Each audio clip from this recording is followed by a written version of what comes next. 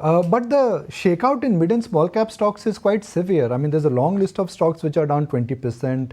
There's a fat list of stocks which are down 30%. So for a lot of these bull market heroes, the correction is quite stark. Isn't that scary? I mean, Nifty is good, but when you fall more than 25-30%, technically you're in a bear market.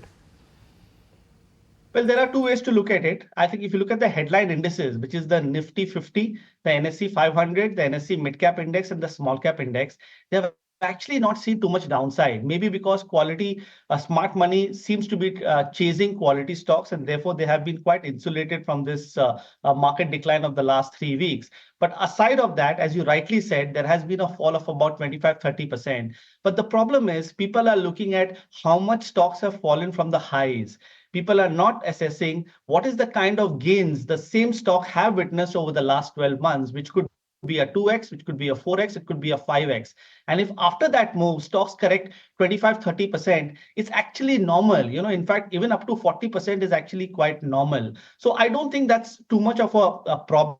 This is how the market consolidates. And I think we've really gone through a time correction, because if you look at the small cap index, where it was in early July is where it is in the last week of October. So we've gone through 4 months without any serious damage on the small cap index. But internally, small cap stocks and mid cap stocks have lost a lot of ground when you speak to people on the street. But the clear message is stick to large caps. And even if you're doing mid caps and small caps, stick to top quality. They will survive. Narrative-based stocks, story-based stocks will not survive.